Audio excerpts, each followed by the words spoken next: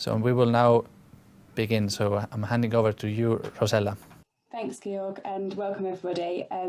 Handily, my PowerPoint presentation has decided to die, so I'm hoping I will be able to share my screen. So before I introduce the pilots and what we want to do, I thought as I began writing what I wanted to say today, I started to reflect around not upon just what we've done in the last few years with the Alliance products, with the Alliance project, but the profound importance that the energy industry has on the world today and why proactive projects such as this matter. There is no doubt that the utility industry is one of the most critical industries in our society, but the energy market does need to change. With the Clean Energy Package, the European Union aims to transform its energy systems towards cleaner and more sustainable energy. To do this, we need to reduce emissions, and there is a lot of hard work to come, particularly if we are to achieve these aims without significant increases in energy prices for our consumers. Data and technology can pave the way for the integration of more renewables and new technologies into the electricity system. Therefore, if we are to achieve a reduction in emissions at scale, the EU system operators and data providers need to embark on rapid development of our data landscape. As Georg outlined, the Alliance aims to establish standards on how to obtain data and send markets across in a secure way across EU states to address this challenge collectively. Some data hubs and system operators have already embraced this challenge, but many have not. So it's incredibly important that we not only understand the challenge, but also work together to establish the ways to achieve it, because whether we like it or not, change is coming. One of the key questions we have faced is around what type of future we're looking to achieve. Many of the current innovators do not have access to data within their own country, let alone within market states. So therefore, the need for cross-EU data sharing initiative may not be so immediate to them. So I think it's important to note that whilst the Alliance is looking to share data via the pilots, the EU Alliance is also looking over the last few years to sharing best practice and creating a view of what data is available to who and how we get to share that data.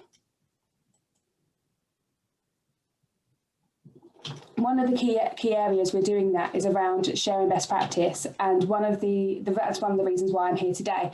Elering is the data hub provider for the GB energy market, and we have been focusing on the same aims as the Alliance have been for many years. Elering has been proactively developing its business and focusing on data and is establishing data sharing to support the EU initiatives around improving data access to support the green energy transition. This timeline was created to help highlight Elering's history, but don't worry, I don't expect you to read any of it. But to summarise our history with data, Elering was established in 1998 to allow energy market participants to share data to support the privatisation of the energy market. And we were initially only, like many of the data hubs on this call today, only really required to transfer data. So basically enabling market participants to share data from one party to another. But we noticed with the support of our industry participants that there is a need to share data much wider than what is required from a regulatory perspective. So since 2012, we've been able to collect the data from the energy industry, from what they send across our data hub, and share this data with innovators and existing market participants to help the transformation in the energy market. This capability has enabled us to work with key market participants such as National Grid to support their transforming role in the energy market, and develop products with the system operators and external parties such as electric vehicle providers or solar panel installations to utilise things like artificial intelligence to identify low carbon technologies. And this is one of the things one of the key outputs that this has enabled us to do is to bring together effectively an innovation platform that supports the developing services of existing market participants, but also to enable innovators and people outside of the usual scope of energy market participants to access data, provided that they have the right governance requirements, whether it's GDPR or customer consent. And you may be thinking, if Electrolink is already able to share data with innovators. Why do we need the alliance? And put simply, the reason we need the alliance is because we cannot tackle the challenge of climate change alone. We are all facing the same issues, and we all understand here on this call that this is going to have an incredible impact on our energy system, and without the support of each other and without addressing this consistently, we won't be able to address this challenge. As many of you know, one of the key targets within the clean energy package is to increase the number of electric vehicles on our roads by 30 million and by 2030, and also alongside that increase the number of renewable energy generation by to 32%. And whilst this is an incredible feat, and this is exactly where we need to go, it does present challenges. Millions of new solar panels, electric vehicles, wind farms connecting to our grids is adding a new destabilising element to our relatively stable one-way distribution network. And one of the challenges the growth in these technologies presents is towards our system operators, and I believe many of which are on the call today. And one of the challenges it presents for these system operators is managing peak load and total demand. And whilst I'm sure all of those system operators will tell us that demand and load patterns always change, the variability and unpredictability of low carbon technologies are presenting new challenges to system operators. But under these shifting circumstances, system operators still have the responsibility to manage the grid. Traditionally, they would rely on network reinforcement. However, this becomes increasingly unmanageable in a more decentralized, volatile network. And so whilst technology is driving the change, the core of this transition is data, both in the provision of data to the system operators and the provision of data access to market actors. And this requires data sharing platforms. First of all, the DSOs need to gather data to understand the problem. They need to understand what assets are on their grid, whether it's an electric vehicle, a solar panel, a customer. And this has motivated the development of multiple projects to establish data sharing and open data platforms operated by DSOs across the world. The reason why they need to do this is understanding your assets enables system operators to plan daily operations, but also understand whether there is a potential need for smart solutions to avoid network reinforcement in the face of these growing constraints. But once the DSO is aware of who or what is active in their network, the DSO may need to utilise these smart controls. And this is only achieved by supporting new market participants to understand and integrate into their marketplace. Now, the EU Alliance is not aiming to create a data platform for each member state. This will be the requirement of each DSO. But rather, the establishment of the Alliance is looking to go beyond simply improving the availability of data to DSOs, but to standardise how this data access is achieved to support the integration of new business models and new market participants into markets. And this is incredibly key, because the question many DSOs should and probably are asking is, this could just seem like an additional regulatory burden. So why should DSOs look to coordinate data access efforts? The simple answer is it yields better results. Projects such as the SmartNet project found that in all cases, decentralization of approach yielded the least efficient results.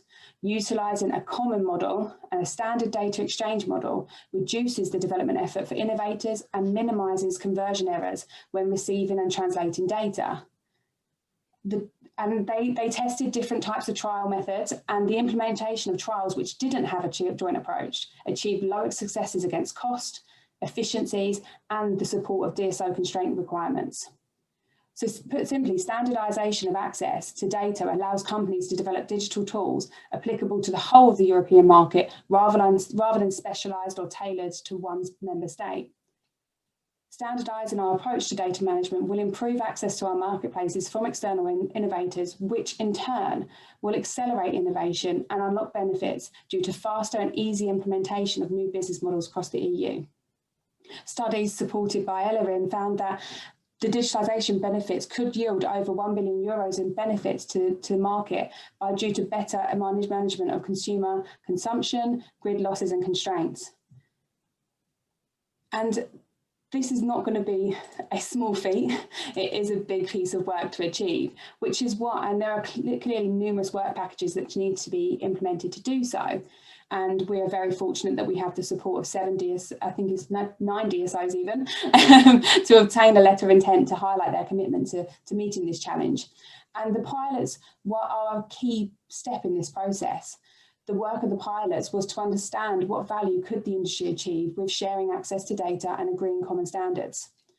It would have been really easy for us to agree the standards first and all us data providers sit in a room and create these standards. But I'm pretty sure we'd all agree that this probably would have taken a lot of time and may not have yielded the best results. So instead, we went to the industry, gave 10 innovators access to mock data to see what they could create simply with access to data. The aim of the pilots were to demonstrate real business cases to bring to light the pain of the energy market with uneven and unsecure access to data and confirm the relevance of the establishment of these standards. As I hope you'll take away from today, this has ensured that we can find out what the real blockers are, what is stopping them from creating innovation, and this will enable us as data hub and system operators to deal with the key barriers to address the energy market challenges of today. But thank you very much for your time today. I think that's probably a good point for me to hand over to Kaya, who will take you through the pilots and how they fit into the wider project. Thank you so much, Rosella.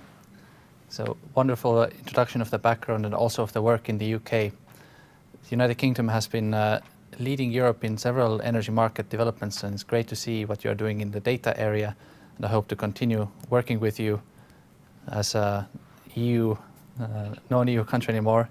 But I don't think that doesn't prevent us from working together, so looking forward to that.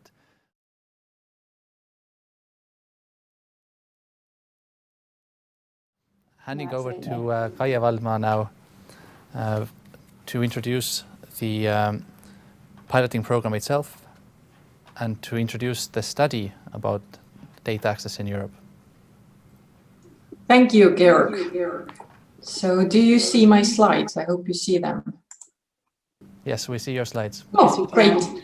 So thank you, Georg, for the introduction. So I will go straight into giving you an overview or a summary of the main activities that we have had last year with the piloting program. And then I will also talk a little bit about the parallel activity that we have led here in Elering regarding the study, a market needs study, where we, besides the pilot, we tried to get into contact with more companies and energy services who want to access energy data and really to understand what are the problems with data access and how to make it easier for them in the end.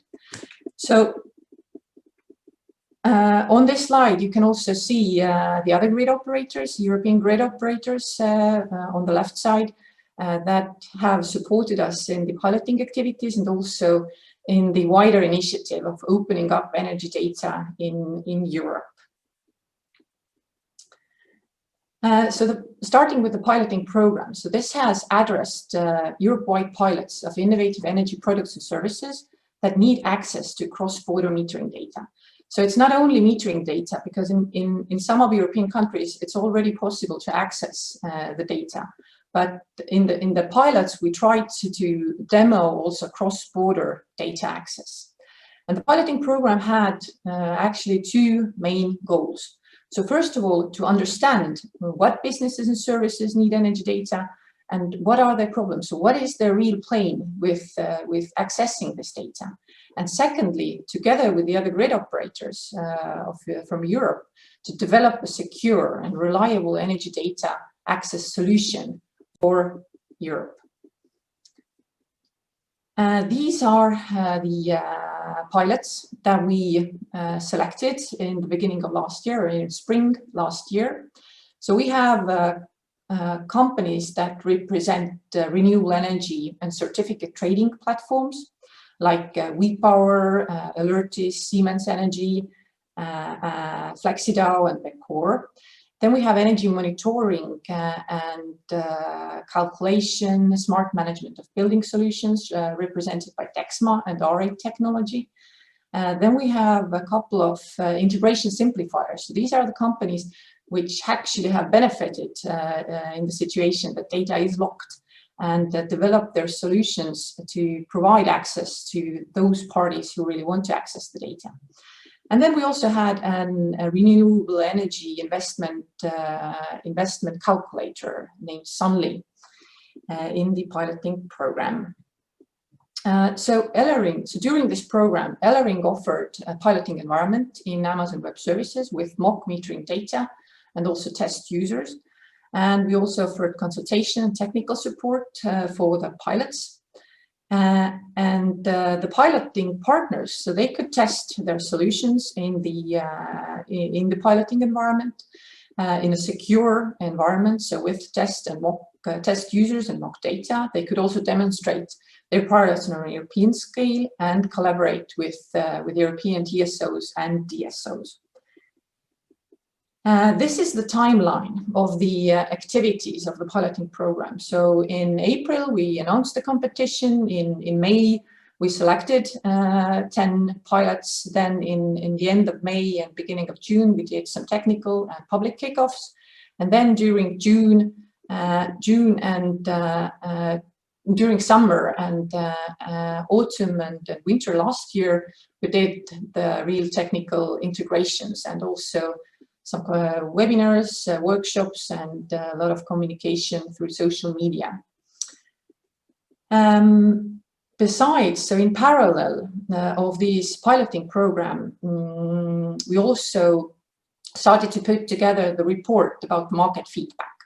And now I will continue with this study. So, as said, in the piloting program, we got applications from 24 European companies from all over Europe, but we saw that we actually need more. So we need to understand better who are the companies and who are what kind of services need access to energy data.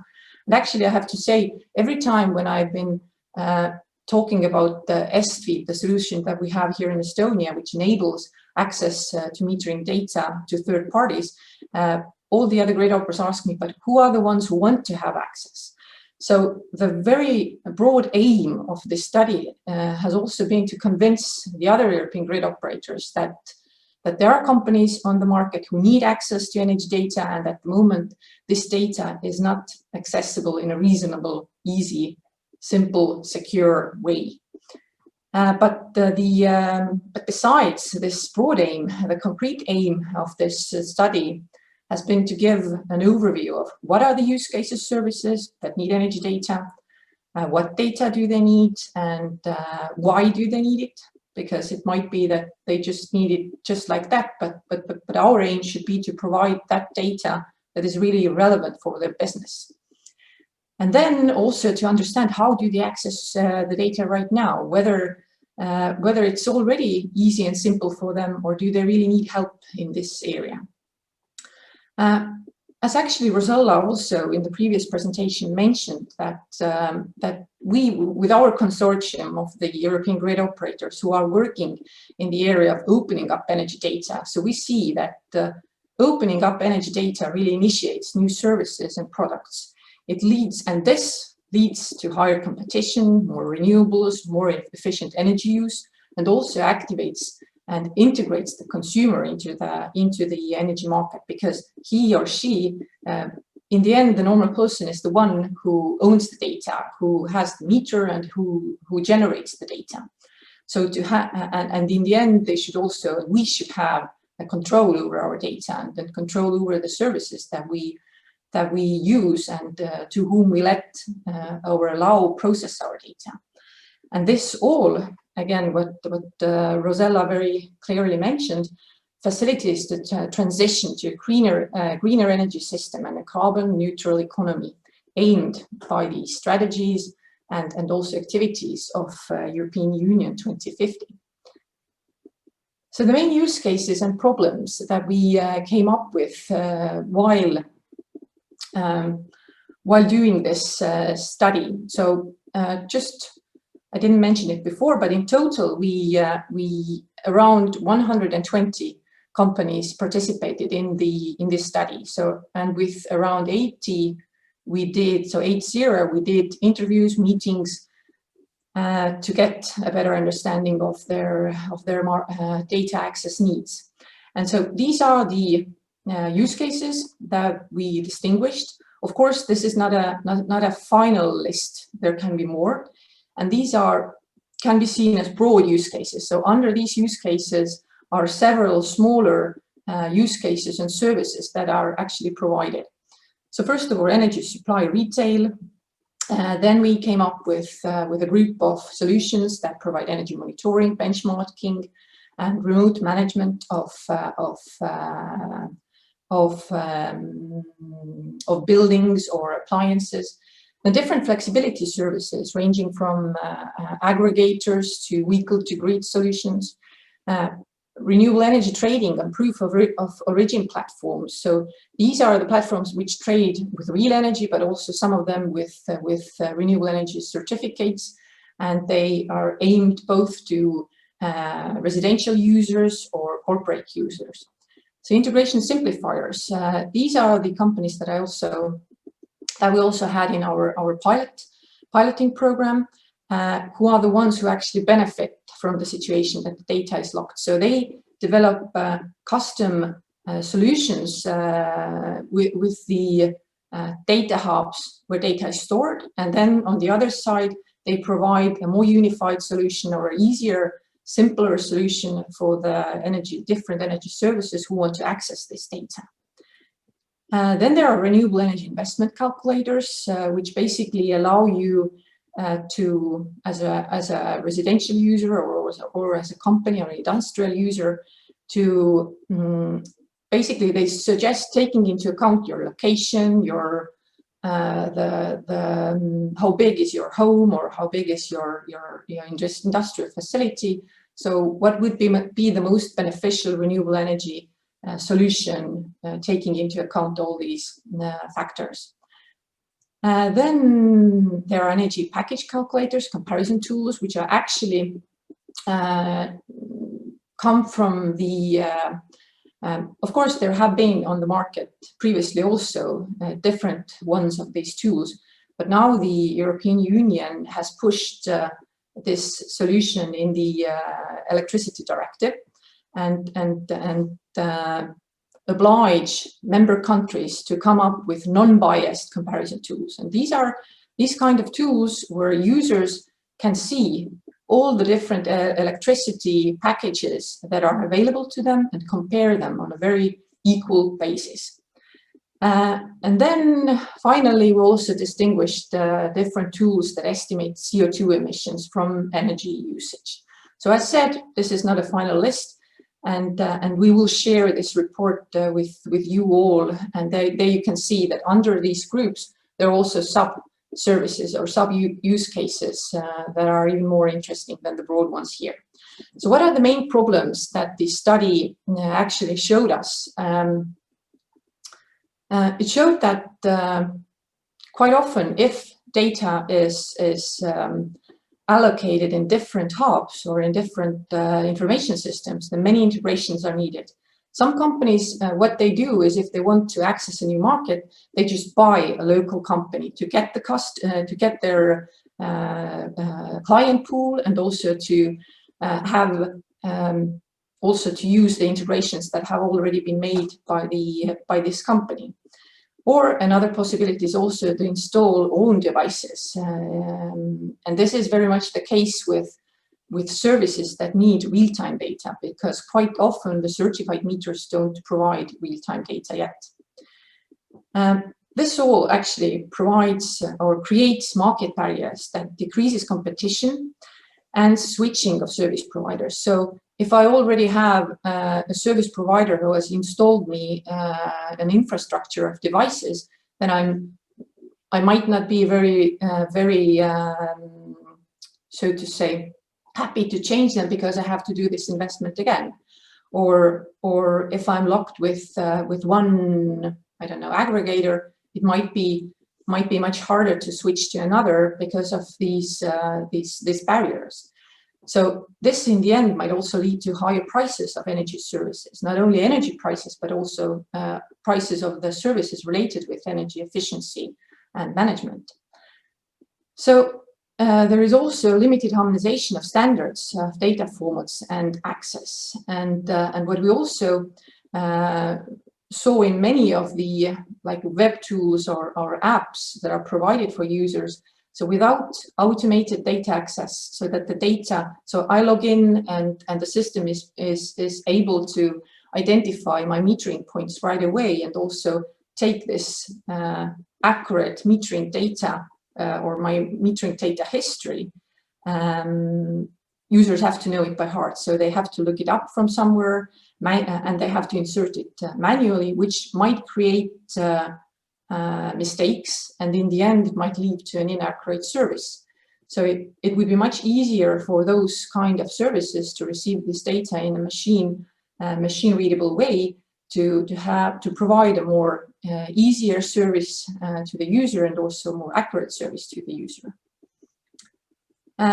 So this is my final slide, and it is about the main conclusions. So conclusions regarding the piloting program, but also conclusions regarding the market needs study. So definitely both of them emphasize a clear need for a pan-European solution. Why I have this S in brackets is that there might be many solutions. So in the end, it is important that they are interoperable. So we don't know yet whether it's one solution or many. But we also came up with some functionalities and properties that are needed for this kind of a pan-European solution. So first of all, there have to be standardized, harmonized standards of data formats and data access. Security, trust, and non-repudiation has to be ensured. This can be ensured through authentication, through public key infrastructures, through encryption, but there also have to be processes, requirements, regulations in place to support the technical tools. So, as said, authentication for users, so that I log into a system and it should be able to, or a service, and it's able to identify that it's me and also identify the metering points connected to me is very relevant, but also the authentication of the service providers on a technical term. So in the back end, it is important because it has to be very transparent in the end who uses my data, for what kind of purposes, and that I've really given a consent to this. So a consent management system is also a very important condition for this kind of a Europe-wide platform. Then, as we saw also with both with the pilots, but also with interviewing more of the energy companies that need energy data. So besides metering data, they're also interested in other kinds of data formats. So therefore, easy integration of additional data sources and information systems is very relevant. And what we also did in our, and actually what is an outcome or conclusion from the piloting program, and we had our piloting environment in a cloud-based system, so cloud-based and cloud-agnostic solutions, so that they are able to be used in different cloud systems. They simplify integration and administration and also enable the scaling of using these services and the businesses. So this definitely simplifies integration and administration of these kind of European solutions.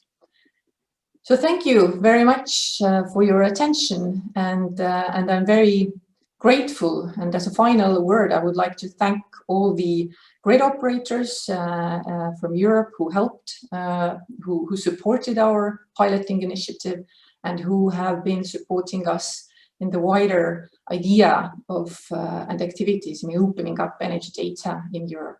Thank you very much.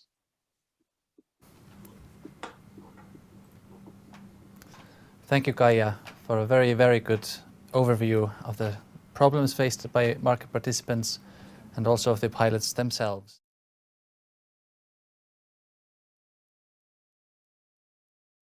So we have a company called re.alto and Jean-Pierre from re.alto, who I believe is currently residing in the UK, although it's a Belgian company. So handing over to re.alto now for the demo of your business. Cool, thanks. Can you hear me okay? Yes, I hear you very well. Perfect, thank you, Georg. It's a very sunny day here in the UK, Wales specifically. As you know, it's known for its food and its weather. So just gonna share my screen here. Okay, fantastic. So I hope you can see everything. So good afternoon, everyone. My name is JP, and today I'm very excited to present our pilot project related to energy data access. So in this presentation today, I'll first introduce our company, we'll describe our pilot project and its aims and objectives, and then we'll also go into the results, which will involve a demo and also a look at our findings. We only have 10 minutes today, so it might feel a bit rushed, but there should be enough time at the end for any questions. So let's begin. So our company is called re.alto. We were established 1.5 years ago by our parent company and main shareholder, which is the Elia Group. The Elia Group itself is comprised of the Belgian transmission system operator, Elia, and also 50 Hertz in Germany. So re.alto was founded to help drive and accelerate digitalization within the energy sector. We have a vision at the moment, which is an open and connected world of energy, full of opportunities and free from complexities. I think we share a lot of the same visions that Elering and the other TSOs on this call have today. So it might sound a bit vague, but I think it'll become clearer what we do as we get into our pilot. So we initially applied to this pilot because we share a lot of the vision around data and data access. In particular, we believe that near real-time electricity metering data is key for the transition to a sustainable and consumer-centric energy system. So the pilot title we chose for our project was Increasing the Utility and Value of Digital Data Products. And in this, we had 3 objectives. So our first objective was really about integrating with the SFeed environment and then creating a simple to use API layer on top of this. From there, our second objective was to take this API, expose it on our platform, which you'll see in a second, and really start exploring our network and speaking with our partners and identifying use cases for the data itself and also for the API. Finally, our third objective, which is why we're here today, we wanted to work closely with Elering, the other European grid operators, and of course our cohort to get us one step closer to solving the real pains in the energy sector today. So what were the results? Well, we managed to create a web API microservice, which integrates with the SFeed environment. We took this API and we exposed it on our platform, and we made it super easy to integrate and to query the data. So let's take a look. So before we get into the demo, I mentioned our vision earlier. As part of that vision, we created an API marketplace for the European energy sector. And we created this marketplace to help give businesses the tools and access to data streams they need in order to build new energy products and new energy services. So I'm going to show you the platform now. This is for energy data or energy services available over API in Europe. So the platform itself facilitates the connection between an API consumer with an API provider. So on this platform today, you'll find tons of different APIs related to the energy sector, ranging from electric vehicles to market pricing, to analytics and forecasting, to renewables, to grids, and so on.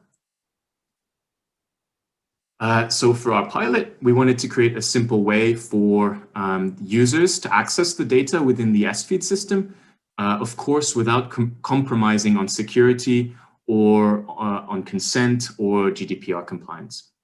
So this is the API we created for the S-Feed system. The page you see here is basically a storefront, which describes the API, the data it contains, and the company behind it, of course. So users are able to subscribe or get access to the API on this page. On this page, you'll see the technical details on how to actually query the data and integrate this API. So when we designed the service itself, we wanted it to be super easy for users to query the data. So we kind of split up the business logic and created two operations related to retrieving metering data and metering points for a given person or household. So just to demo this, I'm using a tool here called Postman, which lets you play with APIs without having to build a dedicated application. I've included the re.alto endpoint here, which allows you to query the metering data. Unfortunately, I think I can't click on the Go button, but if I hit the Go button, it would basically query this API, and then it would communicate with the S-Feed servers, and then data is returned. And that data you can see down here. Web APIs like this make it very simple to integrate data and very simple to post-process and use that data in modern web applications and business processes. Some of which we'll cover next. So what you can see down here is the mock data being pulled from S-Feed for a specific person. I think it's a fake person in Latvia, if I'm not mistaken, for their specific metering point. And you can see, their consumption data, which is really cool.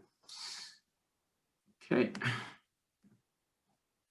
So earlier I mentioned that we wanted to demonstrate as many use cases as possible using this API we created.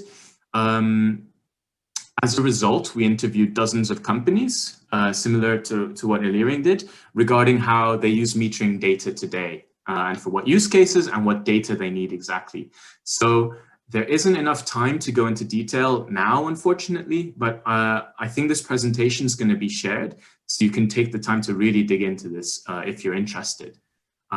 What you'll notice first is there's a huge amount of different use cases for metering data. And from the interviews we conducted, we can kind of draw two conclusions. So number one, we see a clear trend towards data that's needed in near real time and higher in granularity. This unlocks a tremendous amount of use cases, especially as we move towards a more decentralized system where the demand side is going to have to play a bigger role. Number two, we found that most workarounds today involve sending a device on site to collect the data. The cost of that alone and the installation overhead, that can typically wipe out any potential gain for the consumer, which is not what we want, of course.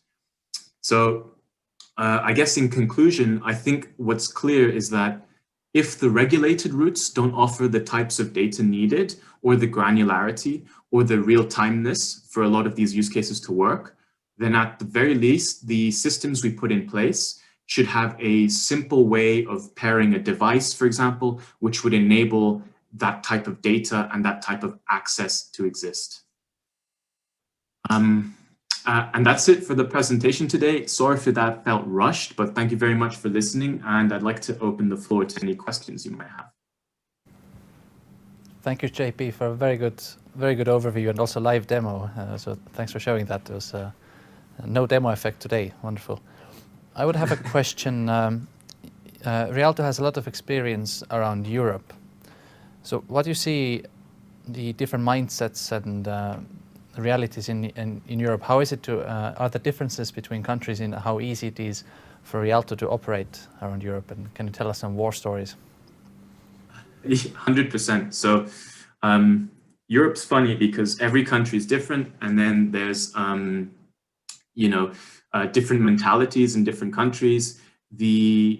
The energy sector is complicated in its setup, and this changes depending on which country you look at. And definitely the feeling around data is very different in a country like Germany, where privacy is a huge thing, versus the UK, where UK is a lot more advanced, shall we say, in the digitalization of energy.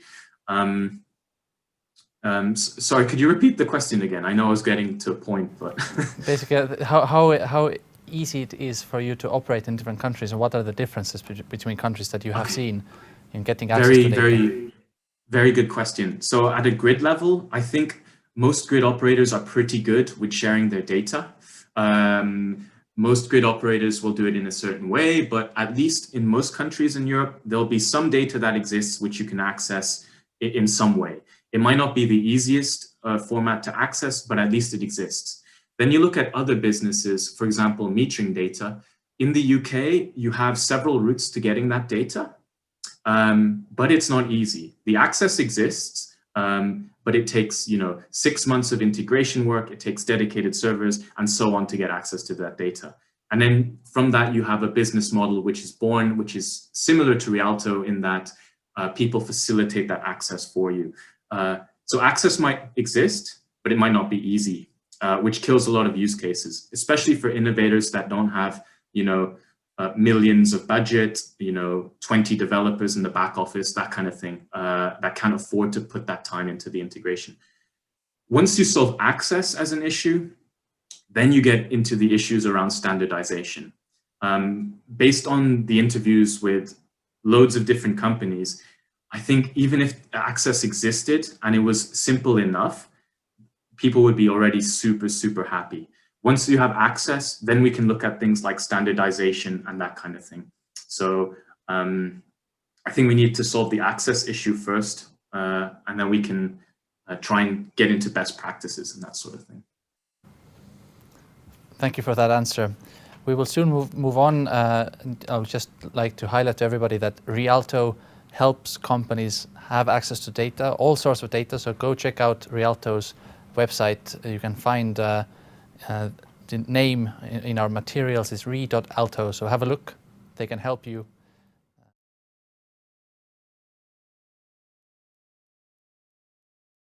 So the next stop in our virtual tour will be, in fact, Australia.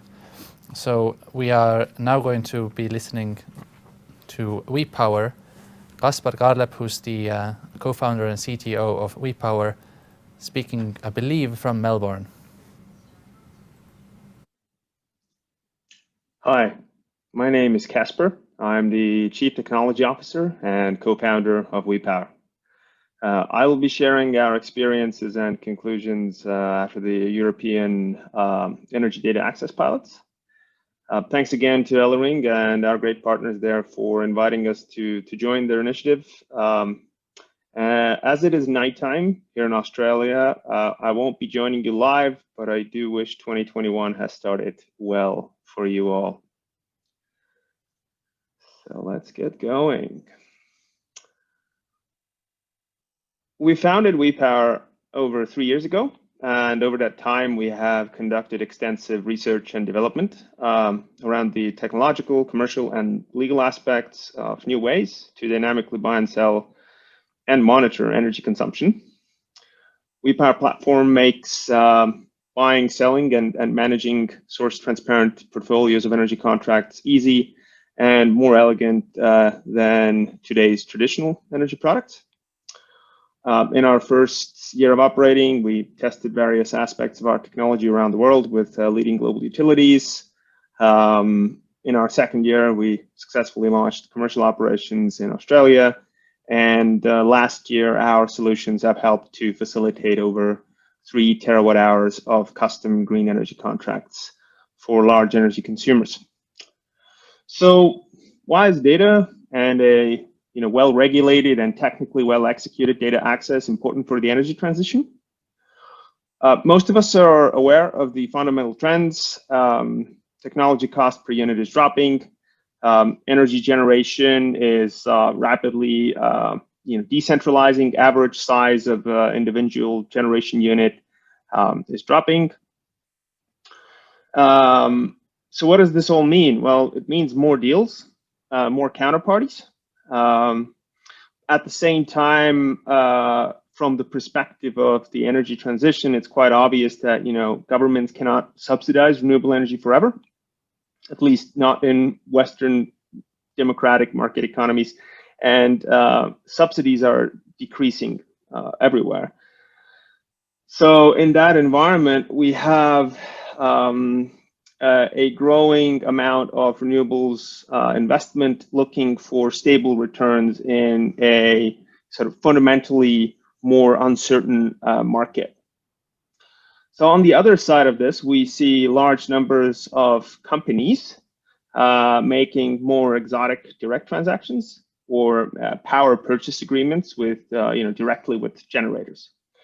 We need to understand that in essence, what we are seeing is the balance sheets of private companies being used to back bank loans necessary to build new renewable generation.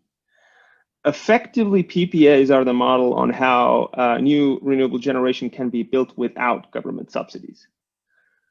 Granted, not all the places in the world are there to do this yet. Land costs, technology costs, energy costs all need to be at a certain point for renewables to be truly market-driven. But what can we learn from places where the fundamental conditions are met, where renewables are already market competitive and subsidized? And what we witnessed there is that only large companies are doing those deals right now. And this is because buying and selling energy products that are financially correlated to the wholesale market generation at scale requires a different digital operating system. And most importantly, those systems depend on the availability of data because data represents our financial choice in the energy market. But at the same time, energy is a commodity and price is everything. So, the value that a digital solution can create depends on the volume of energy that we transact, but the cost is correlated to the number of metering points that we handle in our system. So that means if we ever want to realize a dream of a truly democratic energy system where people vote with their wallets for what type of generators they want to see, we do need cheap, GDPR compliant and technically robust data access. And this, in addition to the current market participants, also, multi-party access to third-party software providers. And this is why at we.power today, we focus on corporate energy buyers. Well, in 2018, we aimed, we aimed to test mass tokenization of energy data, which we did also with Elering in Estonia. In 2020, in this test, our goal was to evaluate the complexity and the cost of accessing individual data from Elering's S-feed and checking the current systems fit with our current version of the platform. And that we did. So I'm not going to go too deep into that. We did a number of technical and functional tests with it, with the data that we did receive on the from S-feed, in addition to statistical analysis. But from our results, I can say that the S-feed is still one of the best systems we've encountered in our work. Taking into account that even with Elering's rather good solution, the process still wasn't as easy as maybe we would like. We need to respect that opening data to digital service providers, in addition to traditional market participants, requires a careful balancing of a robust legal framework, a good technical solution, and a workable commercial arrangement. And the differences in how different countries do this are rather significant. And while each of these smaller hurdles on its own seems pretty straightforward and solvable, for some reason when we combine them, they become complex. And it does sure seem today that the path of developing a secure and reliable energy data access platform that could be used by digital energy services companies throughout Europe will take longer than we expected. Just as a little bit of a comparison, an interesting fact is that Estonia and Australia and state of Victoria, where I'm based today, conducted their 100-meter smart meter rollout, 100% smart meter rollout exactly at the same time. starting in 2010 and achieving full coverage around the same time. So it's an interesting market where the next phase of the energy transition is well underway. Data is available, renewable energy, largely unsubsidized, market competitive on its own. Effects from extreme climate conditions are a felt reality, not a theoretical concept, and the energy system is largely isolated from the world. However, you know, Australia does not have GDPR, and while many companies say that in Europe that GDPR is a hindrance to innovation, we really believe that it is a key step in realizing a a functional energy democracy. Because without GDPR or alternatively strong regulation, there is a real threat that in the energy transition, the consumers themselves become the products. Just to mention a few more words about our first pilot with Elering in 2018, where we tested the mass tokenization of energy data, where we successfully uploaded a year's worth of production and consumption data to the Ethereum blockchain, the results of which I think are still quite relevant today. And we did get a lot of global press on there, so I do welcome you to check these out and read further on what was done there. And of course, all of this would not have been possible if it wasn't for our Chief Architect Christian, Chief Information Security Officer Michael, and CEO Nick. So thank you for listening. If you have any questions or comments, please do forward them, and I will make sure to get back to you. Thank you. Thank you so much. A huge thanks to Kasper and the WePower team.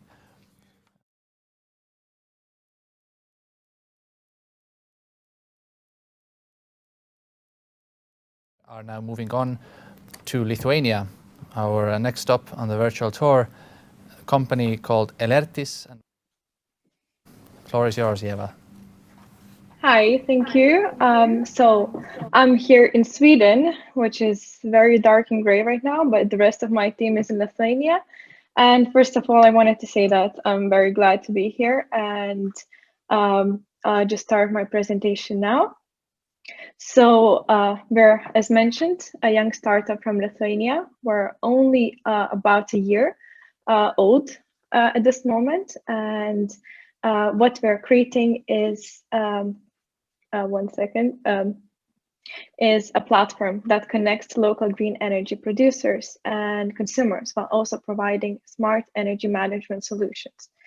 And our mission is to build a local green energy community with an aim to empower diverse energy market players to be in control of their energy. And the problems that we're solving is uncompetitive energy market, which very often lacks flexibility and consumer focus. And in this way leads to passive role of consumers who very often lack awareness and readily available information to make their own decisions that are informed and very well grounded. Finally, energy that is so vital in our daily lives comes from very often dirty energy sources, in this way harming our environment and us as well. Indeed, 25% of global greenhouse gas emissions come from energy sector. Therefore, we believe that this is one of the key societal challenges to tackle it in this time. And to contribute to solving these challenges, of course, we can't make the difference on our own, but we aim to contribute to it. This is we're creating a software platform that aggregates and manages the energy consumption of small, medium-sized enterprises and production of local solar power plants. We aim to harness AI and behavioral science-based algorithms that provide personalized energy saving solutions for consumers. And in addition, we identified that actually raising awareness of consumers is one of the key challenges right now. And we aim to contribute that by as well using behavioral science and to help them to make more informed decisions in terms of the energy they use. And as a young startup, I'll try to present our point of view why data access is so integral to us. So open data access of energy consumers is a vital part for our operations. Having an open access would allow us to integrate in the energy market more efficiently and optimize the transactions in terms of energy buying and selling. Also, it would really help us to analyze consumer behaviors and energy usage patterns while creating personalized energy consumption plans. Finally, as we aim to work as an aggregator, we need to develop a strong grid balancing strategy, which we aim to couple together with personalized plans for consumers. Therefore, it would really open data would really allow us to step up our game in this case. Finally, overall, as energy data is very specific to every country, having a more standardized data across Europe would really help to scale up more easily. And currently, we're still working on having more options in terms of data access, and Elering's S-Feed has been an amazing opportunity to us to get a touch upon the open data and at the same time we're also currently working with Lithuania's DSO to gain access to their data hub as well. And some of the key problems that we identify, which very closely relate to opportunities that could bring to us, is that right now the data is not standardized and there is an inconsistent legal basis across European countries, as well as inconsistent adoption of implementation of smart meters. All of these factors make creating more ubiquitous and more standard solutions for energy market more difficult in this way, creating relatively hostile environment and high entry barriers for new players like ourselves as well. And there are 5 of us behind this team, and we're all relatively young and come from different backgrounds, but we're very passionate about bringing more innovation to the energy market. So I'll quickly show our demo as well. And 1 second.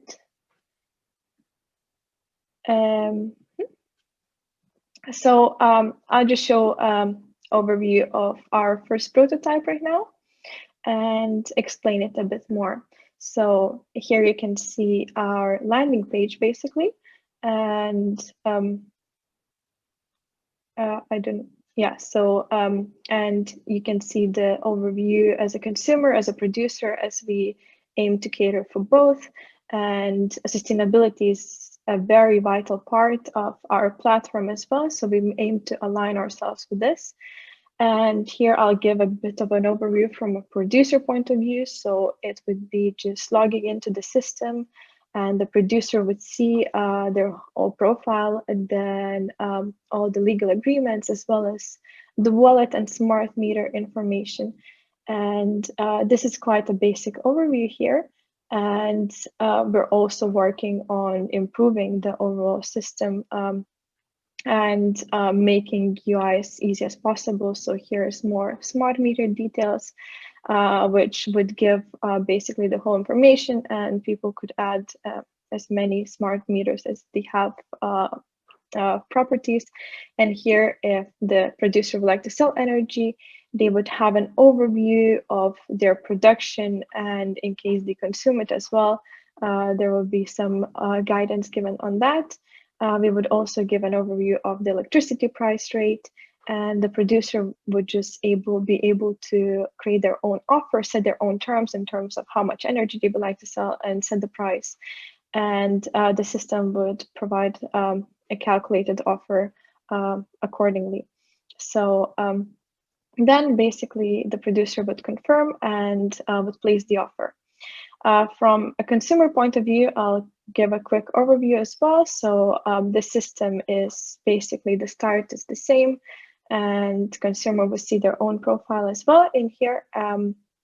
including wallet, including smart meters, and so on. So that's basically the same. In terms of buying energy, they would see their energy usage, they could see the analysis of it, they could also see the prevailing electricity price rate at that moment, and then they would have a choice to buy the electricity manually, choose the offer themselves, or according to their needs, the system could also pick an optimized plan for them, and in this way, making it way easier. So here you can see, for example, they can have an optimized plan for themselves according to their needs. And basically what they need to do, they just click buy, they see all the information. They could also see the location and choose the payment system, payment method, and that's basically it. That is the quick overview of how it would look like. And that's, I try to be short, and that's it from us. Thank you very much, and looking forward to your questions. Thank you, Eva, for a wonderful presentation and also the demo. It was good to see a beautifully simple vision for how we could buy and sell energy in the future. From your experience, would you say people on the streets, so to say, care more about the environment or about saving money? That's an interesting question. I would say in terms of, if we talk about residential consumers, I think the price is still one of the most prevailing aspects in terms of saving some money when they use electricity. But we notice that there are more and more people inclined towards using green energy. And if we can offer green energy at the same price or even lower, they would be totally up for choosing this kind of option. The thing with businesses is quite different, is that sustainability could be a player, but price remains the main factor that they look at when choosing the electricity provider. Wonderful. In the interest of time, we have to move on. So thank you so much, Eva. Thank you for a very good overview. Looking forward to working with you in the future.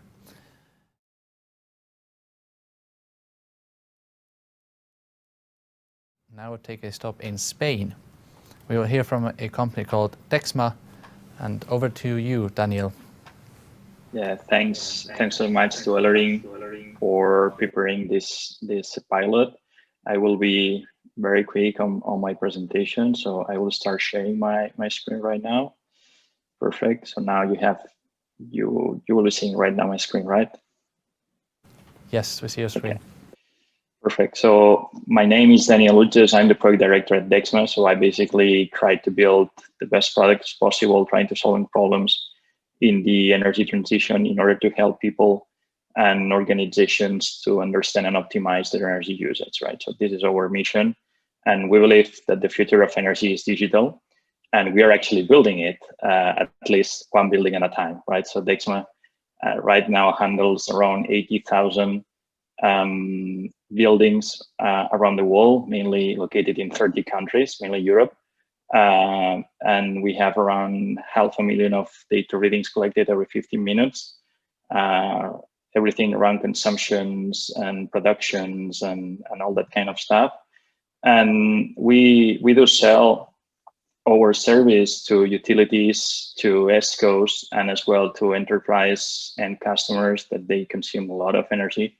And of course, in this sustainability era, let me say it like this, they are all focused on how to be more efficient, how to try to be more, let's say, friendly with our planet, right? So basically, our service, it's combined by three products, three steps, what we call the energy intelligence journey. It all starts with the first step, which is detecting how efficient you are, and we do so by performing on-site audits, remote audits in this COVID area where on-site actions are not allowed or are very, very difficult. We are getting a lot of traction thanks to our remote technology. So you can actually virtually create your own energy audit with Dexma Detect.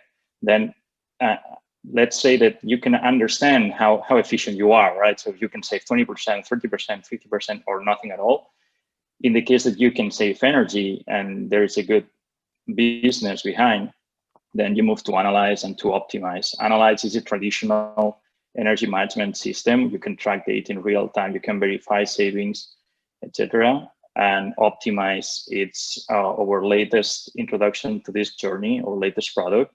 And it's basically automating your energy management. And that was the focus of the pilot, right? So we introduced a lot of data from one of our utilities.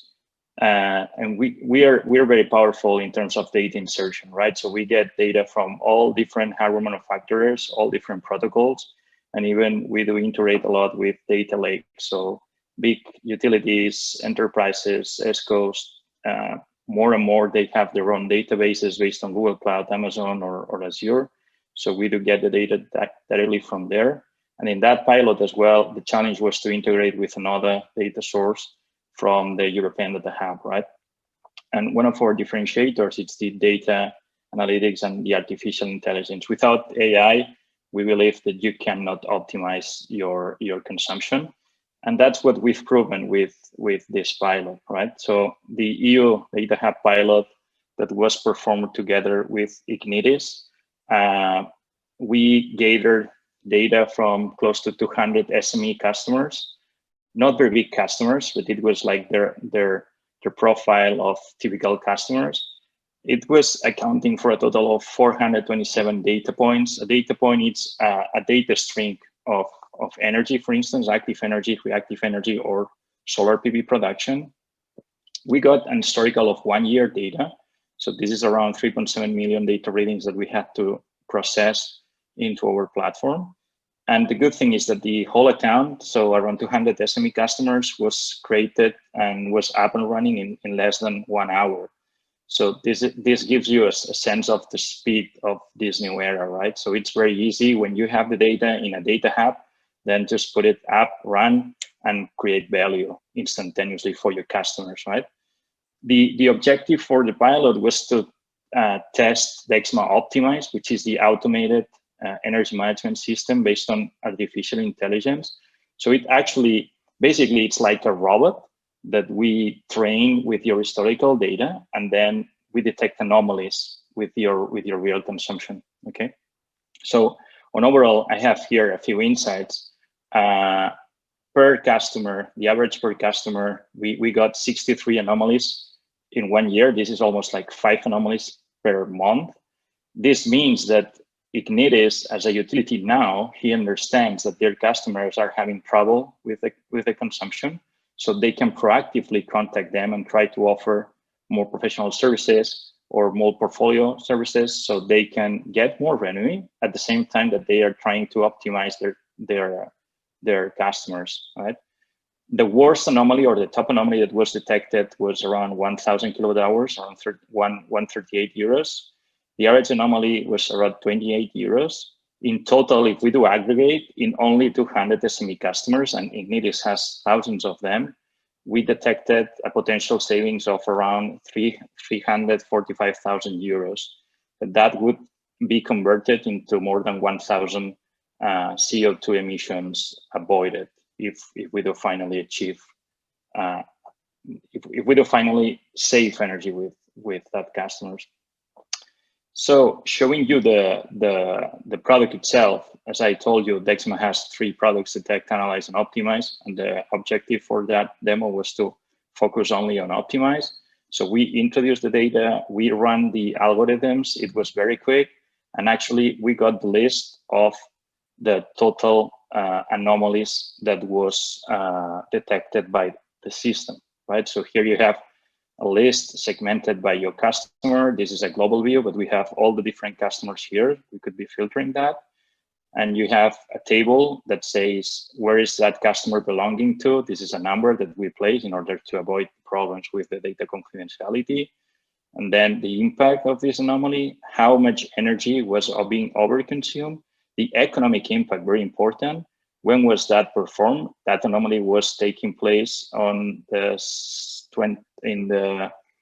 this is June the 20th, and it was rating by 13 hours. So you can then click here, and the system will give you the detail of this anomaly, right? So the system is actually understanding how you're consuming, how is that customer consuming. And when we detect something weird, something strange, in that case, this is Saturday, and the pattern should be the one shown in light blue, but the reality is that that consumption was a bit higher, right? So we evaluate this as an anomaly, and we can now start working that, right? So you can share it with your customer, you can add comments, you can propose a solution for that anomaly, right? And we can move maybe to the next one, that it's very nice, I think. It's like the typical anomaly when someone left open a permanent consumption over the weekend. So this is very easy now to detect with Dexma Optimize, and then to try to reduce that amount of energy consumed. Okay, so that's it. It's just 5 minutes to show what we did. Of course, we were working a lot of hours with Ignitis, but that's like the quickest summary that I could be doing.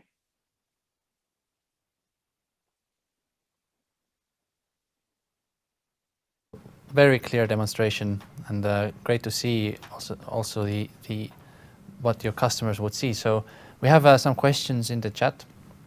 First question from Vanessa: does Dexma have a need for real-time data or historical data, or is historical data sufficient? Well, actually, 90% of our customers, they start with a very few historical data, and we only need real-time data to start working with the platform. In order to train the models, it's a good recommendation to have at least 3 to 6 months of data. In that case, was really nice because from Ignitis, we got 1 year of historical data to train the models. But Dexma actually as a platform can work with both real-time or historical data. Which is, what does an anomaly mean in the real world? What kind of event might an anomaly be? For instance, when you left open the HVC, or a typical one, it's that the HVC control system got corrupt. So the schedules that you had projected for the next week are not being applied. So then the Dexma Optimize detects that and pushes an anomaly to the customer, for instance. Very good example. So thank you so much.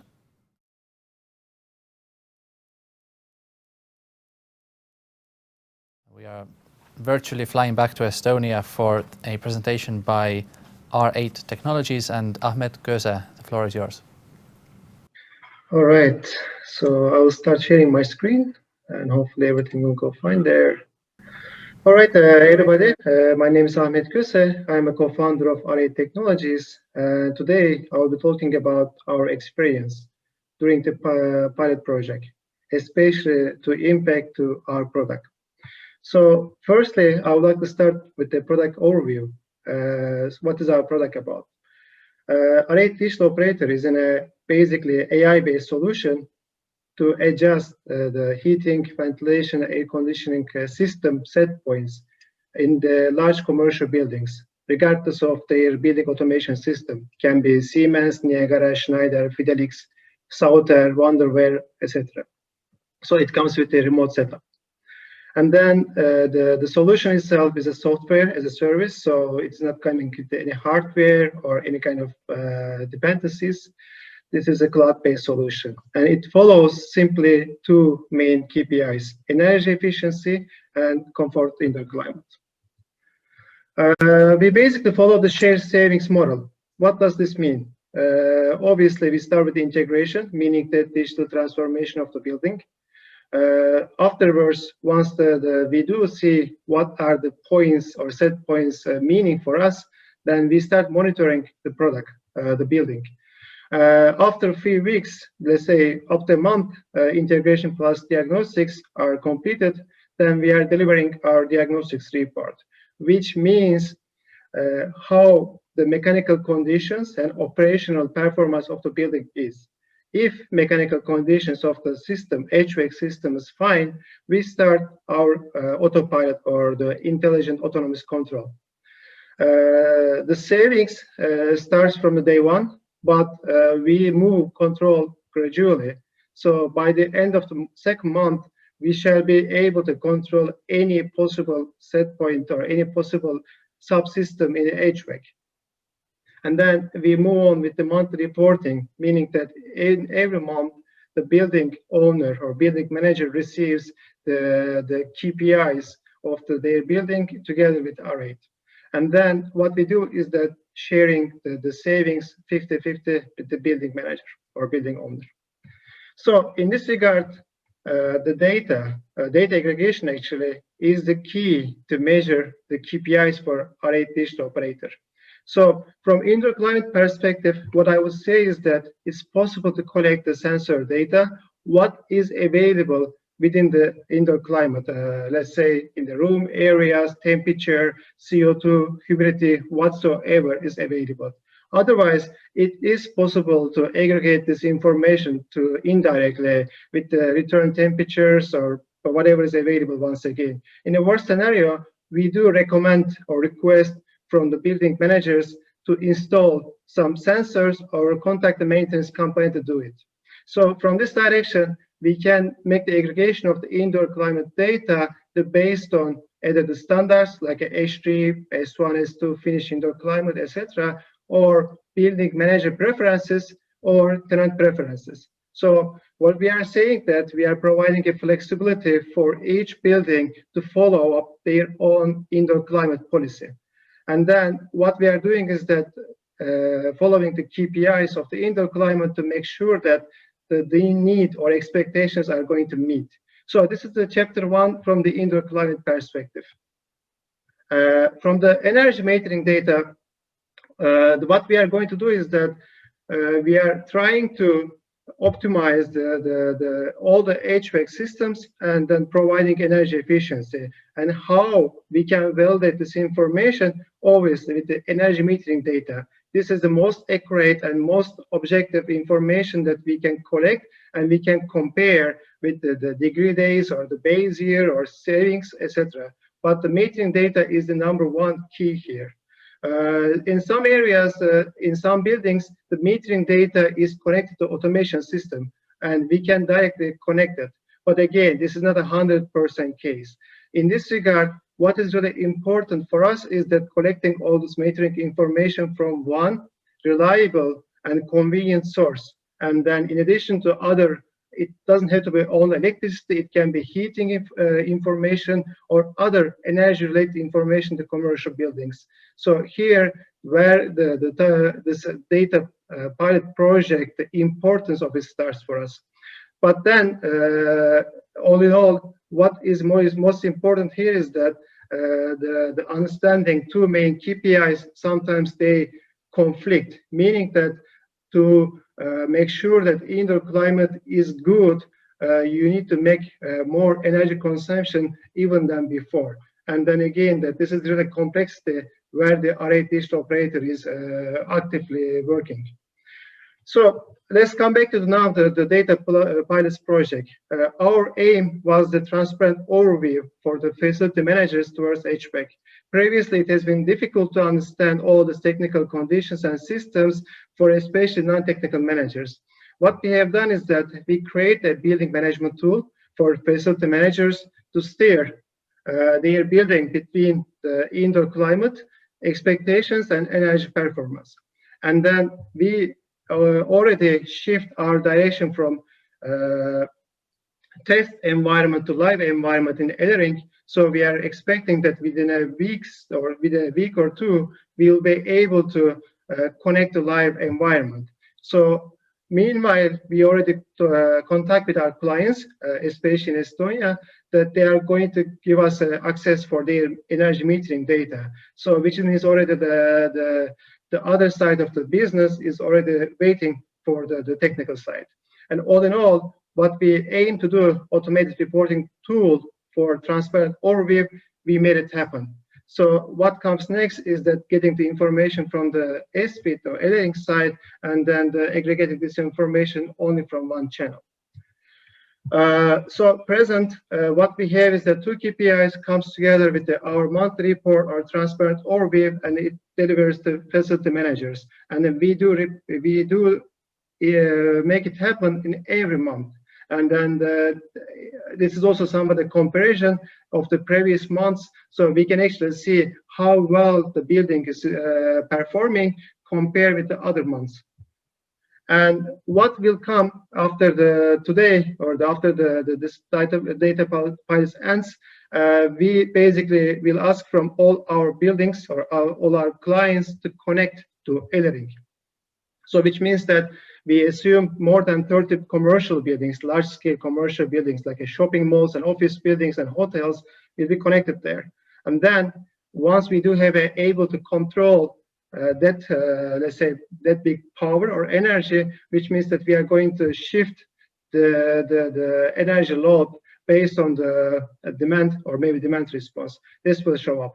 So this is very short introduction of what we have been doing and what we are planning to do. Thank you for your attention. Any questions? Thank you, Ahmed, for a very motivating vision of how buildings will contribute to our energy future by consuming when there's a lot of electricity and not consuming when there's not enough. I have a question for you, which is relating to, in your demo you show, when you're talking about controlling HVAC, the ventilation and cooling and heating, it seems like you need a lot of different sorts of sub-meter data and control signals. And so my question would be, is there something that R8 can do with just the smart meter historical data, or do you need in your systems all sorts of other sub-meters also, or can you do something already if you have from some location only the historical consumption data? Right. Starting with more or less 40% of the energy consumption in the large commercial buildings come from HVAC systems. And then, indeed, if there is a sub-metering information is available, we can use this information to present what is the impact of our control, and as well as to understand the anomalies of the subsystems. As an example, if there is any kind of the valve is leaking, or there is some operational inefficiencies for ventilation machines, for chillers or circuits, then we can basically aggregate this information with the sub-metering data and provide waste of energy. And the same thing goes with the indoor climate, that the systems are working inefficiently, they are causing waste of energy or waste of consumption, plus they are also impacting negatively the indoor climate. So in this regard, the more data, more sub-metering data is brings us a more efficiency. And also historical data already gives for our machine learning algorithms preset or pre-configuration to train our models, so we can increase efficiency faster than how we do it individually. Much for a thorough answer.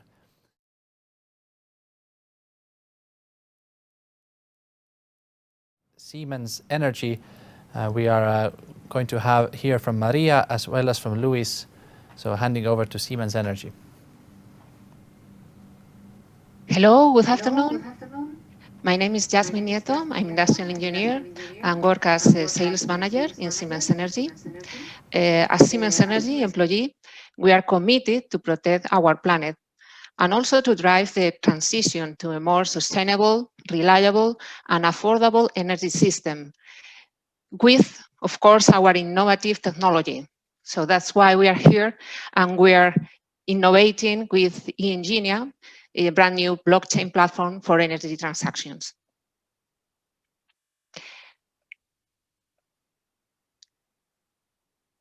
So the table of contents of what we are going to be in these 10 minutes that we have, first is to have this eEngenia business model, then present also the pilot results, and then come to how the data is being used and what are the data for and why it's important to have data. And then the funny part, as I call this, is the demo. So we want also to give a little more time to the demo, because it's the best way to present a marketplace, a platform, and everyone can see how it works. So as mentioned, this is Ingenium, our marketplace for energy transactions with secure, traceable energy between the origin and the destiny, and all through blockchain. This is providing transparency to all the actors and all the parts involved in the energy sector. What we are aiming is to place the consumer or the human at the end at the center of the system. And for that, we need also to have data, of course, with the provided consent and the GDPR regulation. But we think this is the way to move forward to this decarbonization and energy transition. For our energy model, we are a platform at the end. There are some platform fees that we are going to use also to have the model works in a commercial way. And as part of the results of the pilot, what we have been doing is first to simulate buying and selling energy from one person or for several persons, but we have a case that we are going to show later in the demo with a domestic user who is going to be the buyer, and also a producer of renewable energy in Spain, and everything across Europe through this blockchain platform. Secondly, we are also predicting the energy consumptions and also what are going to be the production on the power plant side.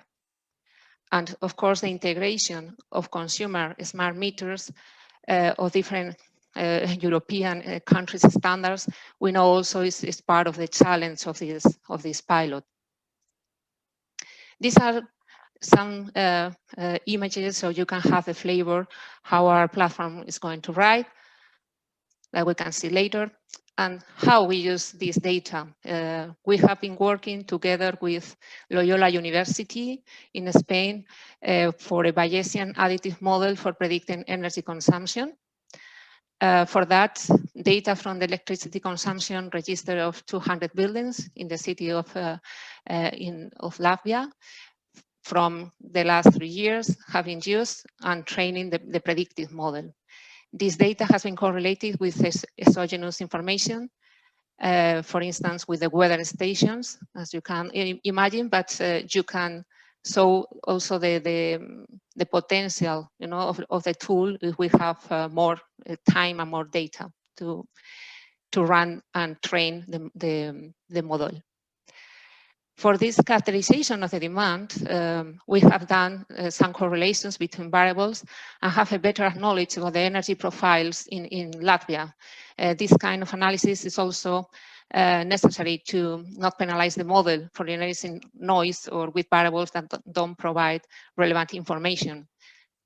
This Bayesian model objective is necessary for network, or will be very helpful for network operators to fine-tune its generation forecast and ensuring the demand is covered, and this is a manageable, increasing efficiency and reducing the cost. And as a result, we have seen the importance of the data. At low-level grid, exogenous variables are significantly important to improve the accuracy, and we have this temperature data on our range of consumption and quartiles of consumption that we have to divide the data. And just, for instance, including 2 more parameters or 2 more data, we have seen the accuracy of the model is much, much better. So this is including 2 patterns more that we can have, for instance, in a residential house, and that is including the size of the building or the size of the house. So at the end, incorporating these variables that can be provided by the user, such as the square feet of the household, that are very easy to integrate in the model, can substantially increase the accuracy of the predictive model. That's why we like this opportunity to challenge the data access in Europe, and also that this pilot and this movement that you are providing or promoting is helping to achieve these goals. And now we move to the demo, and my colleague is in Seville. I'm in Madrid, surrounded by snow right now. This is also not a common year with many snow here. And Luis is in Seville. Hello, Luis. Hi, Jasmine. So Luis is our one of our Siemens developers, and he is going also to show and share his screen right now, preparing for run the demo. I need you to stop sharing your screen before sharing the mine. I'll get. Okay. So what we have here is a web-based platform, so it's very easy to access. And as you see, there is the first screen. You have to register, and then once you are signed up, you can log in. That's why we already tested, and we have some residential data used for Latvia.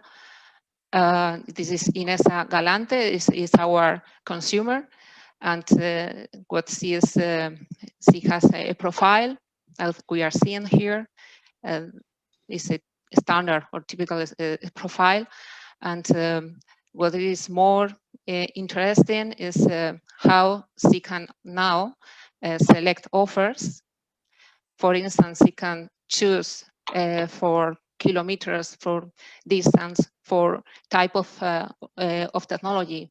For instance, not only I want renewable energy and that's it. It's to go direct to the end producer to say, I want from this power plant that it is located in Zamora, that it is located in any other country, and select if it is solar energy, wind energy, or hydraulic. But not only that, as mentioned, is also the final end producer. So for instance, we can select here Zamora, and I want to buy because it's interesting for me for photovoltaic, and I like to have that renewable, as right now in my country there is less sun, and we cannot have photovoltaic, for instance. So we select and we will do the buy. We buy the offer, and once we go, we will have to select which of our households. For instance, this is one of the address of the pilot for Latvia, one of the data, and also with our ID for the smart meter. So we confirm this is the household where we want the energy. We are buying this package, energy package, and then we can go to these purchases and see what we have buy. And here we see this photovoltaic, we see the origin, we see the energy retailer, if any, if it's necessary. This is only for demo purpose because we are not energy retailer, just to clarify. The contract agreement that has been signed, we can have the photovoltaic part. This is the offer itself and the date of the reservation, and also how the offer is it. On the left side, you see the map where the origin of the energy comes from, or on where it's going to be consumed. This is only an example. Of course, could be the contrary, could be also industrial consumers, not only residential. But this is the example we are running. And of course, we can go and see what's going on in blockchain to have this transparency and secure this is really happening. So we enter in blockchain. This is a blocker navigator. Not so easy for not familiar with blockchain, but you see in the input there is the X code. When we transfer that to ASCII, then we see our email that was written there, so we know exactly this is not fake. This is what it is tracked in blockchain. Yeah, secure and immutable. And once we have been done this purchase, we can, for instance, this is for the month of January, we can go and also see our consumption. And if we are using data, not only from the month that we are currently between until now, if we can place also farther away, we can see the prediction of our consumption and also the prediction of the power plant that we have the contract with. So to select, okay, it's a photovoltaic, what is the prediction of this photovoltaic power plant to produce energy in the coming weeks, to see if we are going to comply or we need to buy more energy for other park or whatever is necessary. So we see here, for instance, with more accuracy, the last weeks and data in dot points are the predictions, and you see the line are the production until now, the 20th of January, and also the consumption. Yeah, the production of the energy that we have purchased on the power plant, and also our consumption at home.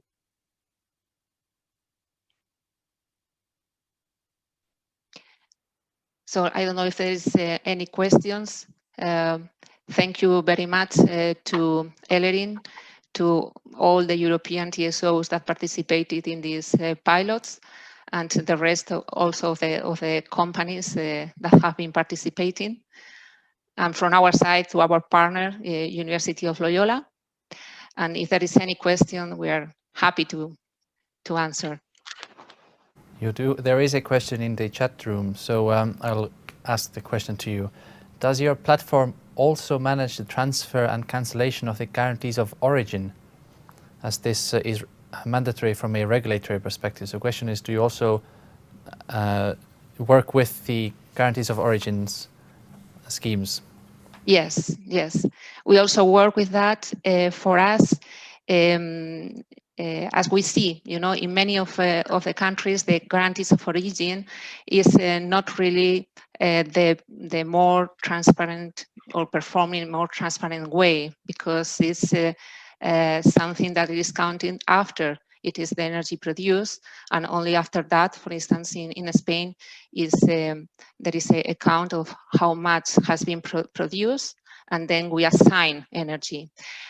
With our platform, what we are doing is guaranteeing through blockchain exactly the power plant that you are booking. Of course, this is over the grid, but we book the energy from this producer, and it is all this data is in blockchain, so they cannot how to say, sell twice, the energy or produce in the night, during the night, or things like that.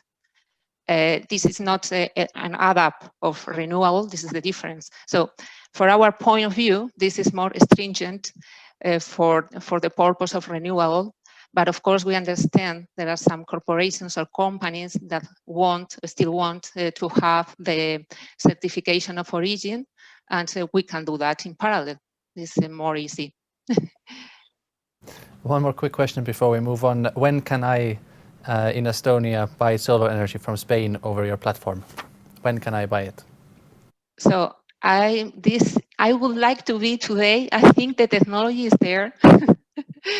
So for me, it's difficult because I'm part of this project. Difficult to say because of regulations, but from the technical point of view, is totally perfect from today. We have so up here. So we can buy, and the contrary, there are some times, but we know there are countries that we will have excess of renewable energy in some periods of the year, and we have the contrary. And it's a pity that we cannot share with the rest. Thank you so much. Thanks to both of you.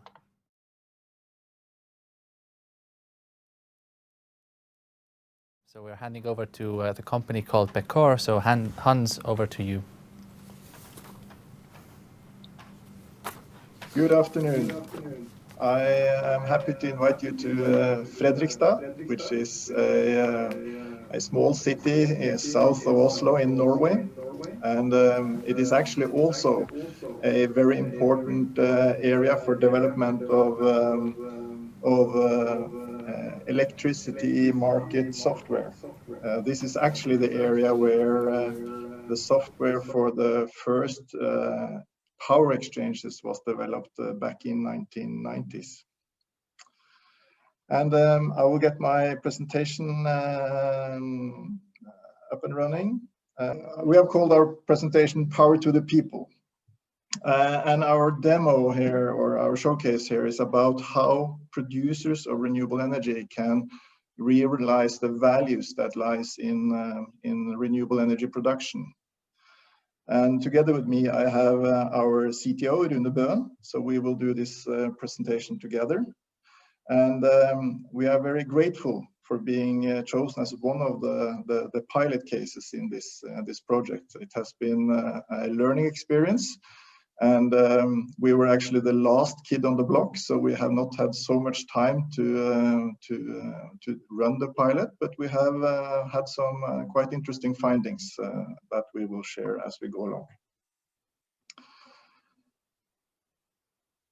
How electricity is produced matters to the energy consumers. This is more or less a fact today, and we know that both corporate energy buyers and household consumers of electricity cares about how their electricity is being produced. And it is then a possibility for a business, for the producers, to link this, to connect these two, to close the gap between how electricity is being produced and how it is consumed. But for energy consumers, it is also a fact that electricity is a low interest product, to be honest. But if the producers of renewable energy are able to tell the story in a transparent and credible way about how renewable energy was produced, that engages the consumers in a completely different way. So our message here is that renewable energy is a very interesting story for consumers across Europe. And BeCore was founded in 2018 by a group of tech and green entrepreneurs and enthusiasts. We are co-owned by a group of renewable energy producers. Our backbone is actually the European system for guarantees of origin. So we rely on a proper tracking system in Europe for renewable energy, which is actually in place with the guarantees of origin, and which is very important in establishing the link between consumption and production of renewable energy. But that is actually not enough. You also need to get live meter data in order to meet the consumers' expectations to transparency, credibility, and environmental impact of the solutions.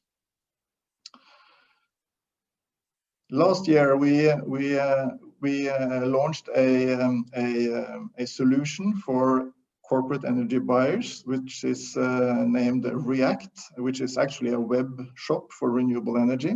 And we did this in a way that has been called Tinder for renewable energy, because it is so different from buying electricity.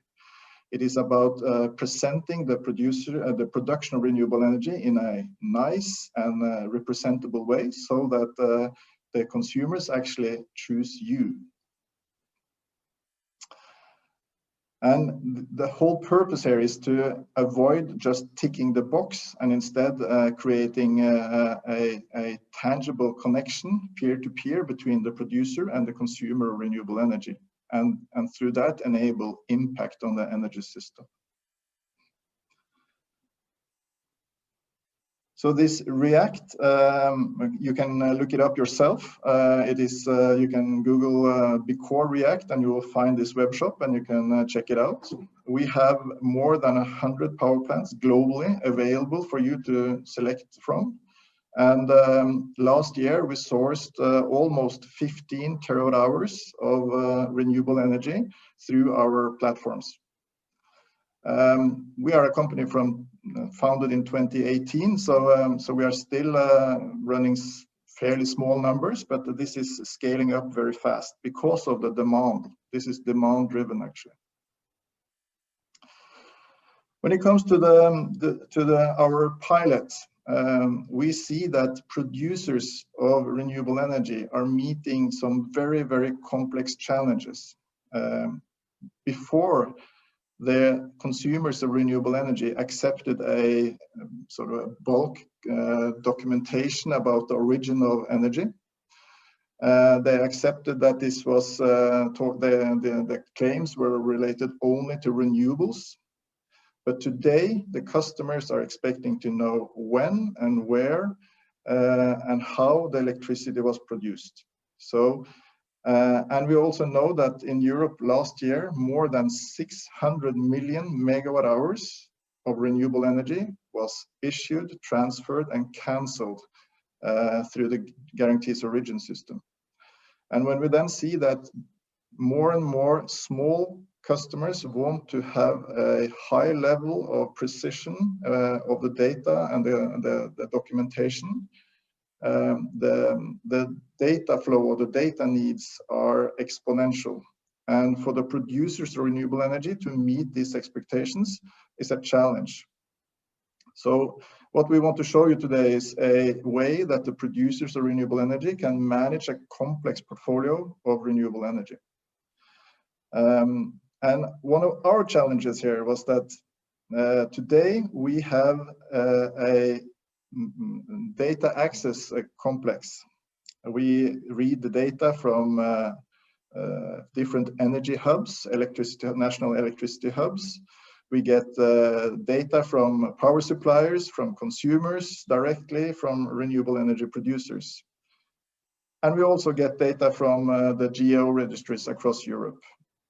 Of course, this is quite complex, and it is not really our business to manage all these data flows.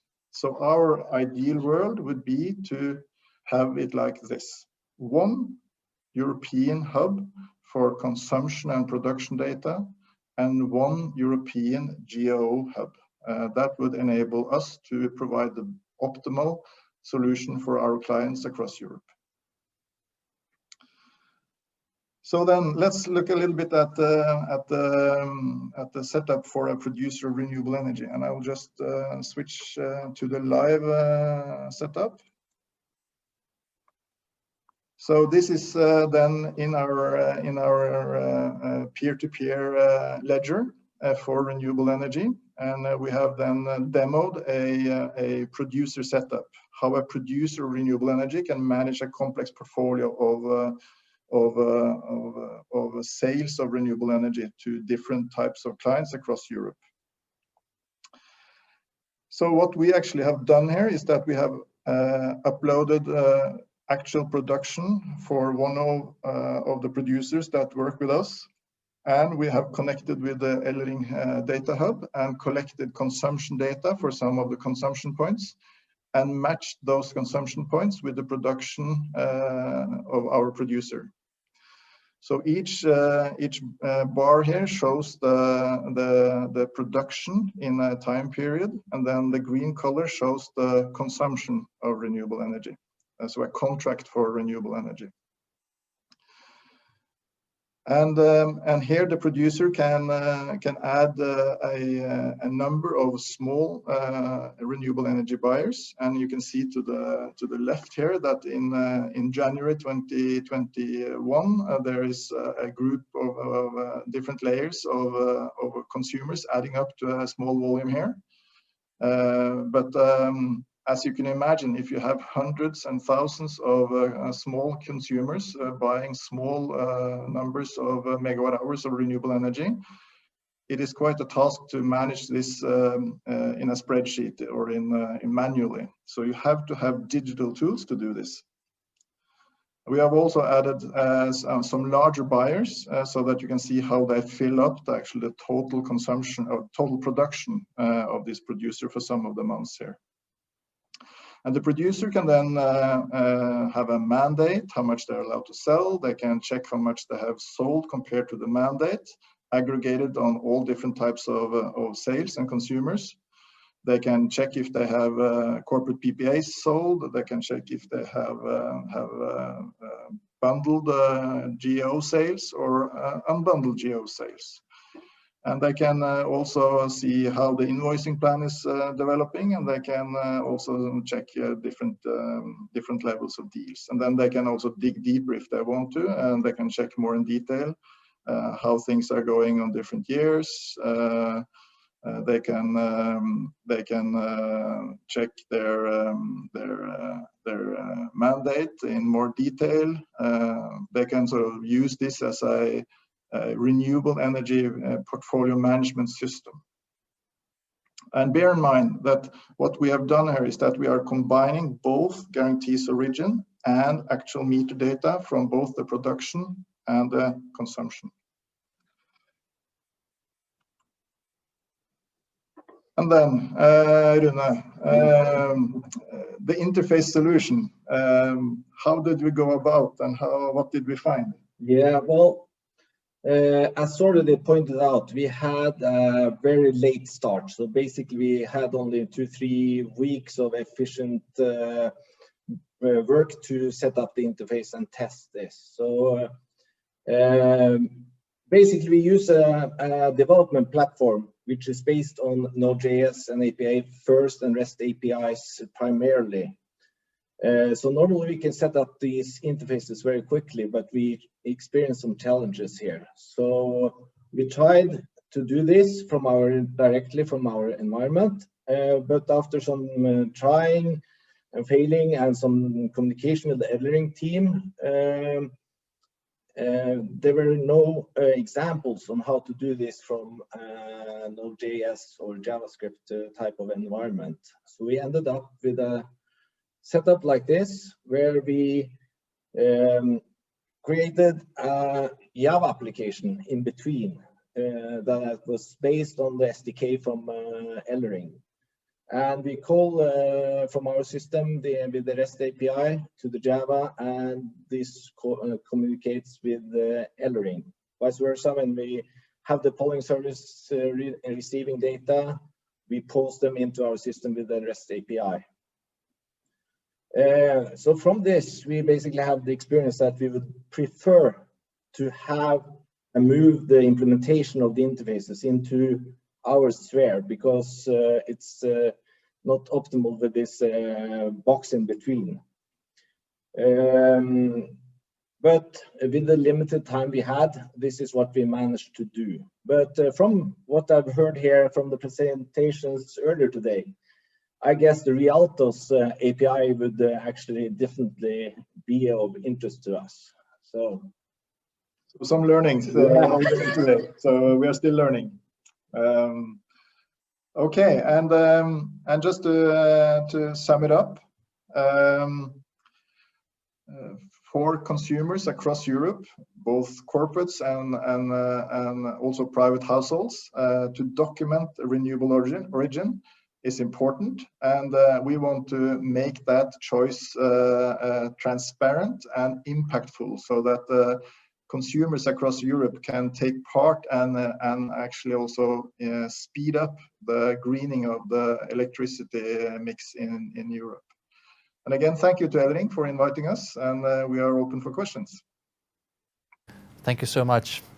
The Tinder for renewables, that's a catchy and a very imaginative phrase. I hope that it will really be as engaging as the Tinder app. So, and you mentioned also that you have 15 terawatt hours. For context, the whole country of Estonia consumed 8 terawatt hours. So you are covering 2 Estonias, and of course Estonia is a very small country. Perhaps there has been a lot of media coverage recently about Microsoft and Google saying that they are now going to move to fully 100% renewables. Microsoft even saying that they want to be carbon neutral in terms of historical emissions. Are these big companies who, IT companies, sort of stealing the thunder in the terms of who are, if I may ask, who are the main customers on your side? Do you see that it is really these big international IT companies that are driving the demand, or is it more the salt of the earth companies, everyday companies that we interact with? Who are the early adopters? Oh, that's a. Do you want a long answer on this? Because the short answer is that it is not just the tech giants that drive this. We have actually just to give an example, we have a Berlin record company producing records or a music studio in Berlin that wanted to produce music with renewable energy. And they use a minute amount of electricity, but still they were very, very clear on what they wanted and how they wanted it. And then in the other end, you have the tech giants and the corporate 100 companies which report to RE100, which also is driving solutions forward. But it's a very, very wide picture when it comes to types of clients that use us. You mentioned this 24/7 trend. We are, of course, on board on that, and we see that as one of the ways that especially large corporate energy buyers want to move forward in order to make credible claims to renewable energy. But that is actually the very much of the point for these buyers, how to make a credible claim to renewable energy and how to show the impact of their choice. And we have different directions. One is timely matching, where 24/7 is sort of the let's call it the end stage, at least for now. But we also have different trends, like this Tinder for renewable energy, where it is about choosing your own location, telling the story about how electricity has been produced. And this trend is not just about renewables, it's about sustainability. It's about sustainable renewable energy production, not just renewables. It is wonderful to see you leading the change and allowing companies to express their demand and you helping them. So this is a peek into the future. I'm sure we will soon all be relying on renewable energy happily by default. So thank you so much for your presentation. And thank you for your participation. It was a pleasure to work with you.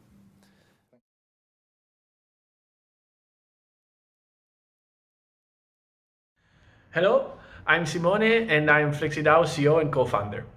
FlexiDAO is a software provider startup based in Amsterdam and Barcelona.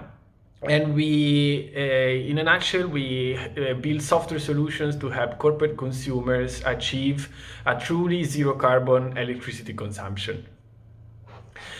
So we work in the context of renewable energy procurement from corporate consumers, which is a market that is booming right now and is continuously being put under more and more pressure in terms of credibility and transparency of the actions that are being taken by such corporates.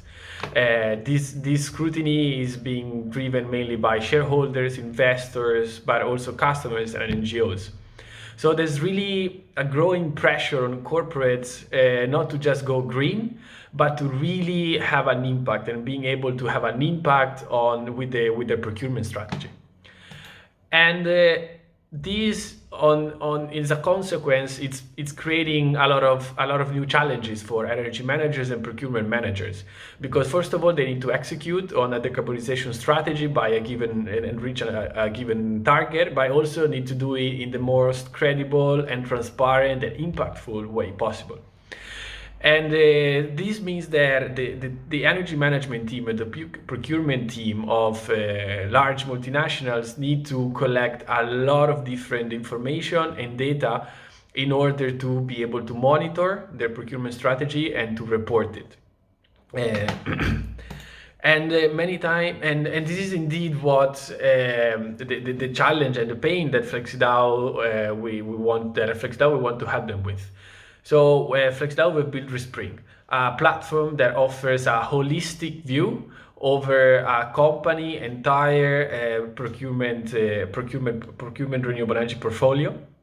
So essentially, the platform collects renewable energy certificates, consumption data, and production data from many different sources, and aggregates all of these different data sets and information into one platform in order to help energy managers with their environmental reporting, to take data-driven decision making, to optimize their procurement and look at market prices and manage risk, and also to enable a credible auditing so that third-party auditors can actually verify the claims that corporate consumers make.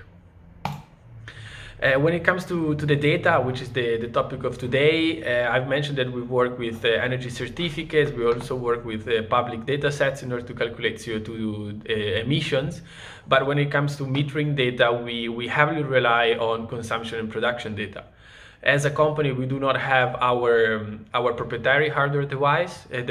We decided that at the start of our company, and therefore we always want to leverage on data from existing devices.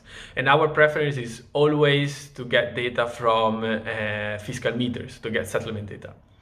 And this is why the SFID and the EU data pilot was such a great activity and project for us to be part with.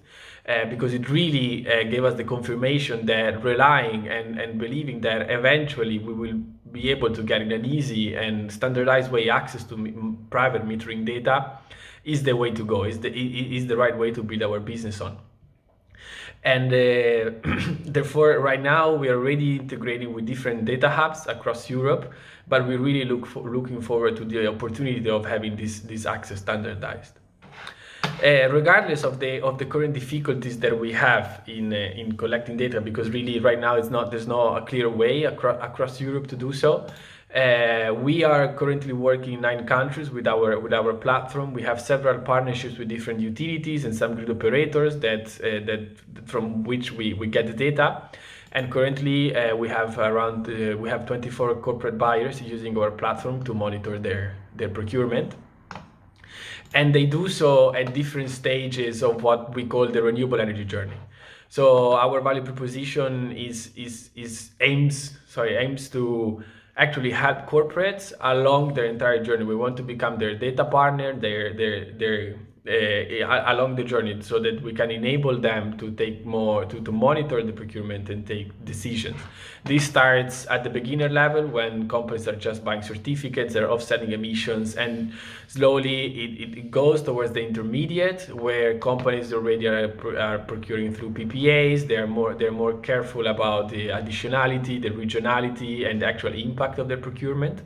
And that is the point of actually eliminating emissions, where, for example, companies like Google have pledged to be 24/7, 100% renewable by 2030. Means that every day, every hour of every day, and every day of the year, there's always renewable energy production that can cover fully the consumption of the consumer. And we believe that these eventually will be what every single corporate consumer should strive for, because that means that's when we can truly achieve a fully decarbonized grid. And it's indeed, this leads me to our vision, because we believe that indeed, in order to achieve this 24/7 procurement, a new commodity is needed in the market to enable to prove a truly zero carbon electricity consumption. Guarantees of origin have the limitation of working with a yearly balance. Therefore, they completely ignore the fluctuations of the grid and the different carbon content that the grid has at any given moment in time. It's to solve this problem that we are one of the co-founders of a new global initiative, which is called Energy Tag. It's basically a non-profit consortium completely led by the industry that aims to standardize the creation of hourly certificates. We already have more than 80 members, of which many TSOs that are also part of the initiative, the EU Data Pilot, are already part of. And indeed, as flexed out, this is our final vision. We work every day to build the entire blockchain-based ecosystem and software suite that buyers can use to digitally source and verify zero carbon electricity. So we're starting with monitoring but we want to establish a new commodity, and we want also to establish all the tools that corporate buyers can use to digitally procure renewable energy towards achieving a 24/7 renewable energy consumption, which finally means a fully decarbonized grid. So thanks a lot for your attention, and we were really, really excited to be part of this pilot project, and we really look forward to continuing the collaboration with the Data Bridge Alliance and the rest of the partners. Thanks a lot.